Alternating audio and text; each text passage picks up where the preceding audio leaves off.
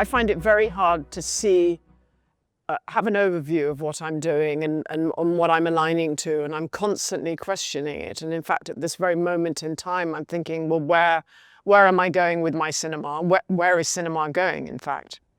I'm a woman and I'm making films and I have my own perspective. So how much of that is formed by the sex that I am, or just the ideas and what I've grown up with and what I've learned in my life so far. I don't want to show life as it plays out. I want to show life as I imagine it. I became interested in photography before I became a filmmaker. So from the age of 17, I had a camera in my hand and I was shooting still photography. And my first job was working for a photographer. And it was through that route that I became interested in the image and the moving image. And when you mention free cinema, and then I think of Lindsay Anderson, and I love his films.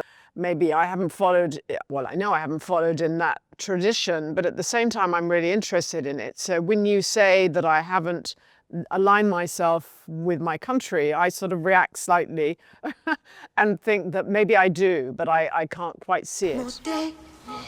Well, I'm so interested not just in actors, but people who might be able to perform. And I'm constantly looking at people, maybe not even meeting them, observing people and thinking, oh, they would be an interesting presence in a film. Sometimes with an actor who's not used to working in the way that I work, it can take a bit of adjustment for them. And it can seem a bit frightening on some level because I'm asking a lot from my performers. The commission came with the fact that the museum were going to be showing, like you had here, a retrospective of my work. So then each filmmaker who has a retrospective at the Pompidou has to ask themselves the same question, where do I stand now? And then make a short film from that question. And I found that really fascinating. Also to do something shorter, because all my films before that have been feature length. So I'm very much in the mood at the moment of doing shorter form pieces. And in fact, I've just recently done a second short piece that was another commission. And that's really exciting to me. And in fact, in both cases, I shot the films myself. So I did the cinematography. And that is a new discovery. I don't know if I'd do it if I was making a feature film, whether I would shoot myself. But for the moment, it's something I'm really enjoying.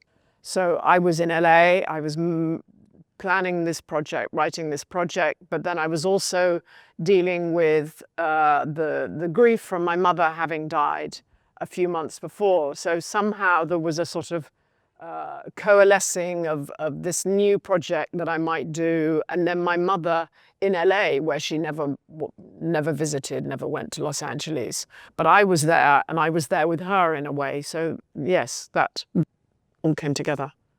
Ah, oh wow. Yeah. It's interesting because we started off talking about my home country and whether I feel at home there. And I feel there's not a tradition there of authorship of cultural importance in the UK. So maybe that's where I feel a slight foreigner in my own territory. And I find in Europe this tradition of valuing authorship, valuing the creative voice.